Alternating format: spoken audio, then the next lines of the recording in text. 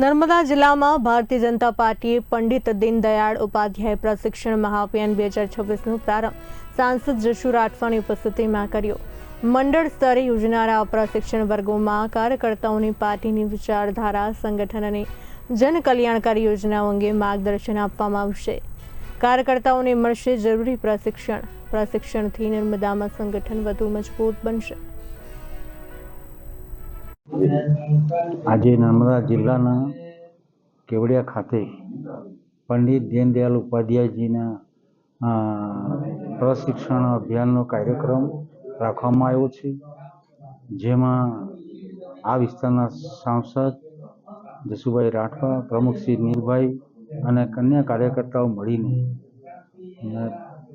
તિલકવાડા તાલુકા મંડળના જે કાર્યકર્તાઓનું આજે પ્રશિક્ષણ છે એ મોટી સંખ્યામાં આજે પ્રશિક્ષણનો કાર્યક્રમ શરૂ થવાની તૈયારીમાં છે અને એ કાર્યક્રમમાં કાર્યકર્તાઓનું ઘડતર થાય, ભારતીય જનતા પાર્ટીની વિચારધારામાં આવે અને એ વિચારધારા લઈને પ્રશિક્ષણ પોતાના વિસ્તારમાં જઈને એક ભારતીય જનતા પાર્ટીને મજબૂત કરે એ અપેક્ષા સાથે આ પ્રશિક્ષણનો કાર્યક્રમ રાખવામાં આવ્યો છે।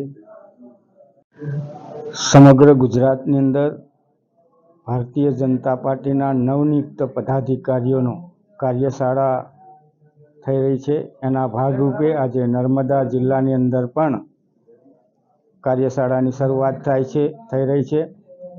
ત્યારે આજે તિલકવાડા તાલુકાના 103 જેટલા કાર્યકર્તાઓ કાર્યશાળામાં ઉપસ્થિત છે અને આ કાર્યશાળા અલગ અલગ મંડળ પ્રમાણે 4 દિવસ સુધી ચાલવાના છે। એમાં તિલકવાડા, નાંદોદ, રાજપીપળા નગર અને સાગબારા આ 4 મંડળોની કાર્યશાળા યોજાઈ રહી છે અને આ કાર્યશાળાની અંદર કુલ 400 કરતાં વધારે કાર્યકર્તાઓ ભાગ લેશે અને આ કાર્યશાળાની અંદર 7 વિષયોનું અધ્યયન આપવામાં આવશે।